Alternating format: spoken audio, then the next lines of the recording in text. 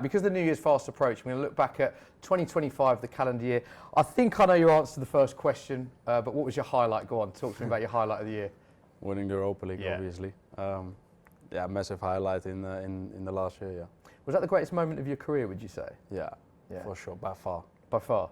And I read something interestingly that you said you wanted to be part of the culture that changed at Tottenham with regards to trophies. Obviously, it was a massive moment for the football club, winning their first trophy in 17 years. And one of your friends mentioned that to you before signing to Tottenham. Tell me this story. So my friend's a Liverpool fan.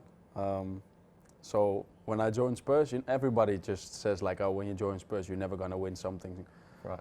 You're never going to win silverware, you're never going to win a trophy. Everybody's just banter about this. Yeah. Even under my comments when people heard I had interest from Tottenham, just everybody was on him. But because I'm so close with him, like that he said it to me, that just kept in my mind the whole time. And I said to him like, don't worry, I'm going to change it. I love that. And yeah, luckily with the group we had, we changed it. And he was in, the great thing about that story is, so he was bantering you about that, but he was there in the crowd supporting you. Yeah, he was as happy as I was. So yeah, he was really happy and he was there as well. Yeah. That's amazing. And do you get asked about your goal line clearance a lot? I imagine that's covered a lot. Do people still talk to you about that clearance in the street when you get recognised and stuff? Yeah. Sometimes people still walk up to you and they say, thank you for this goal line clearance. So that's crazy that it keeps in people's mind all the time. Yeah. Do you have a photo of that in your house? No. You don't? You're not going to get one? No. Okay. My father has one, my mother has one, but nice. I can't have one myself. Love that. And then we go into the summer. There was a big period of change for Tottenham. A lot going on at the club, particularly managerial, obviously Ange out, Thomas Frank in. What was that period like for you and the players, that sort of period of transition? You always need to adapt a bit because there's a new gaffer coming in with his new style of football, his own ideas. So that's always a little switch you need to make from the players as well, because you come into a new preseason where you know that the tactic and everything is going to be different. So the training is going to be different. Like everything is going to be a bit different to the training ground. So at the beginning, of course, you need to get used to it a bit. Tell us about your relationship with Thomas Frank then. What's it like day to day? No, it's good at the beginning. Of course, you get to know each other a little bit. He gets to know me, I get to know him. I have a good connection with him. We speak a lot with each other, and he helps me a lot on the pitch as well. And sometimes he asks me also for a couple of things from my side. Does he? Well, like what? Just like opinion on how I saw the match or how I saw the training sessions or these type of things. So sometimes I speak about it with him. And I've interviewed him many times. He's a lovely guy. Well, I'm intrigued to know what he's like off the pitch. So when you're not talking tactics and when you're not talking about football, what's he like away from football?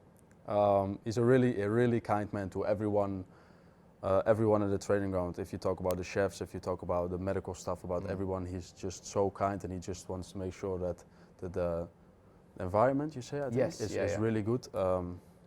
So you know, it's a really kind man, and he loves to joke also sometimes. So that's always good. And of course, he made you part of the leadership group. How proud a moment was that for you? And tell us a little bit about what that involves day to day. So what do you in the leadership group do day to day? So it's not something day to day you do with the leadership group, but sometimes when there are little problems or when something needs to get solved, then you just get the leadership group together and then we speak about it with each other.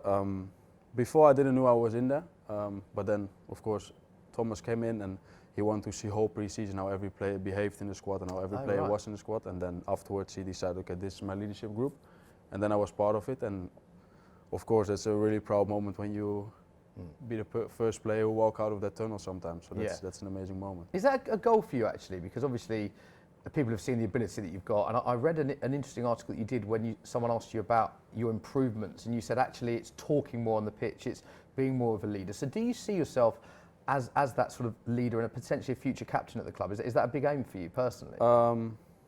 It's not something, to be honest, I have an aim for or something I focus on. But of course, like there's so many things I still can improve on, like even like speak on the pitch. And I think sometimes when you just need to do it. So when you become captain of the teams, and of course you need to speak. So I think it's also really good for my progress and my development to do this every day by day. And I'm growing in it. I see every day that I'm making some steps in it. So I think it's really good that I'm now part of the leadership group, so I can develop myself as well. And in terms of making steps, you said there one thing that you've certainly added to your game is goals. We've seen you score goals across all the competitions. You're smiling talking about them. I'm going to talk about that goal in a minute. But is that something that you've been training on or working on to add more goals to your games? Yeah, of course, as a centre back, sometimes you want to score goals as well, and you want to be important for the team as well. Last season, to be honest, I scored only one goal.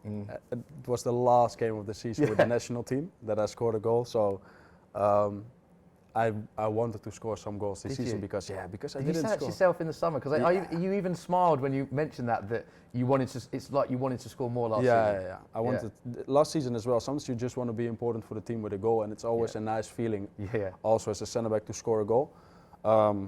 So yeah, it's really nice that I scored some goals this season. Yeah. You say some goals. I've got to ask you about that Copenhagen goal. I mean, absolutely ridiculous goal. At what point did you start realising that actually you might score here? Because you ran the length of the pitch, and towards the end, when you have to get the shot away, do you then get a bit nervous that I can't mess it up at this point? So at the beginning, I just dribbled. I wanted to like dribble past one player, and then I saw just 3 players like coming up to me. Yeah.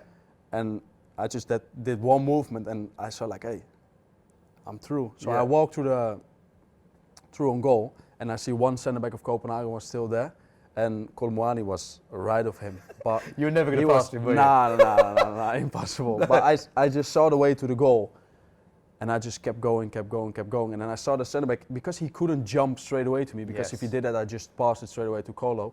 But he stayed in the middle a bit, and then I saw like, okay, if I like, how do you say it? Accelerate a little bit now, then it's difficult for him to come through. And then I was like, okay, now I need to finish it though, because otherwise I made the whole run for nothing. And luckily I just shoot it in the short corner and just hit everybody exploded. And your face when you scored, you looked like that was one of the best moments of your career there. The joy that you had in your face when that hit the back of the net. Yeah, that's unbelievable, of course, because you knew you did something special. Do you think it will win the Puskás Award next year? I know it's hard to say because there's a lot more football to play, but do you think you've got a chance of winning the Puskás Award? I think I will be one of the nominees, Yeah. Yeah, it's quite similar to Sonny's goal, to be honest. It is, isn't it? Yeah. Did he mention that to you? Sonny won it. Yeah. Have you spoken to Sonny about it? Yeah, he texted me. Did he? Which goal does he say is better? His goal, of course. But sometimes we're just joking about it, you know. He's like, oh, you think you can score the same goals as me? And no, it was funny. It was funny to. He texted me the day after. But yeah, I spoke about it with him. Love that. A lot of highlights this year, as you said. You mentioned the Europa League win. We've mentioned your goals. I'm intrigued to know what your assessment is of this season so far, though, because obviously I'm guessing slight disappointment in terms of where Tottenham are in the league table. Would that be fair? Yeah. We started the season really well, to be honest. We played a couple of good games, but a bit ups and downs, I would say, this season. And it's not going really well at the moment, and so it's really important we get out of this. We just need to get some points.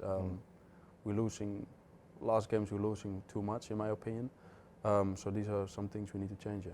We're at the stadium now. Obviously, it's an incredible stadium. The support's amazing. I've got to ask you about the home form. What if you put the home form down? I think it's 15 points that Spurs have earned at home in 2025. What do you put that down to as to why there haven't been more points earned this calendar year at home? That's really difficult to say, obviously. Is it? Yeah. If we knew what's the problem with the home form, we will do something about it. It's just, I don't know. We don't win easily at home. I don't know exactly what it is. It's something we know as a player group also we need to change, because people need to be scared to come to our stadium. Have there been discussions amongst the players about that? No, of course you speak sometimes about it, like, okay, is maybe something going on in the player group when we play a home game? It's really difficult to say, of course. Like, I have no clue what the exact point is why we struggle at home. So yeah, what I said, that's just something we need to change. Yeah, you say you need to change it. Do you feel like injuries have been a factor? They're obviously a factor last season. Do you feel like they've played a bit of a factor in that this season? Because there's still some very big players missing for Spurs this season, the likes of Maddison, Kulusevski, Dominic Solanke, of course. Yeah. So Maddison is unfortunately out for a long time. Yeah. Deki is out Kulusevski is out for a long time already. Dom is also out for a long time already. That's true. Really, 3 really important players for us, obviously. So yeah, of course, when they come back, hopefully some things are going to change, of course. But I think we can blame that we have enough injuries that our home form is like this bad. That's not acceptable. So, but I said that's something we really need to change. We heard the news, sadly, that Alexander Isak will be out for an extended period of time, which is so disappointing for him. It was such an unfortunate incident. I just wondered if you've had the chance to speak to him since that game. Yeah, I've texted him. You have? Yeah, of course. I sent him a text because I didn't want to injure him. I didn't want to do something to hurt him, of course. I just want to try to block the shot, and I think it was a bit unlucky how his foot landed between my legs. So yeah, I sent him a text afterwards, and I wanted to wish him all the best, of course, for his recovery. That's what I said to him, and hope to see him on the pitch very soon again. And did he reply? He appreciated the message? Yeah, he really appreciated the message. He texted back, Looking ahead to 2026 then, there's a lot going on, a lot of football to play. What are your realistic aims for the rest of the season with Tottenham?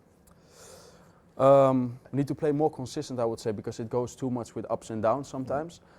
So I just think we need to make sure now first that we stay consistent and we start winning games and playing our football how we want to play it and create a lot of chances, don't concede a lot of goals. I think these are the main points where we need to work on at this point. And then we just want to play Europe next year. I think that's the big aim where this club needs to play. So yeah, I think this is the main points. And then we have the FA Cup still to play for. Yeah. What's a lovely competition, and we're still in the Champions League. So yeah. So European football is huge for you to be in Europe next season. Yeah. That's. I think that's the thing that Tottenham needs to play in. Yeah, and do you have personal goals? Like obviously, you're scoring a lot of goals now. Do you have a goal tally? Do you have clean sheets? Do you have any personal goals that you set yourself for each season? I just want to stay fit all season. That's the main goal. Yeah, that's the main goal. And World Cup. Yeah, let's talk about that. Obviously, I was looking at the Netherlands squad before this interview, particularly defensively. The amount of why are there so many amazing defenders that the Dutch have at the minute? Can you put your finger on it? No, I don't know. Yeah, we have some great defenders at the moment. So that's some tough decisions to make for the gaffer. Yeah. But now we have an unbelievable squad. Even the midfield and the attackers are unbelievable. So yeah, we have a really good team to go into the World Cup. And for a personal thing for you, that would be huge because that would be your first ever World Cup. So how excited are you about potentially your first World Cup? And how do you rate your chances? We've spoken about the strength and depth you have. So how do you rate the Netherlands' chances going into it? Yeah, so for me personally, of course, I want to be there. Yeah. My first World Cup it will be, so that will be unbelievable experience, of course, because when you're a young kid, you always want to play a World Cup. I already was there 2 years ago when we played the Euros. So that was also a massive thing for me personally. So when you can say you play the Euros and the World Cup, that's a massive thing to say. So yeah, and the chances for Holland, yeah, we have a really good team, but other countries are also really, really strong. So you know how it is a World Cup. It's really tough. Like it can be one game where you have like a bit of an off day and you're on the plane back home. So yeah, it's going to be really tough, but I've got some trust in this group.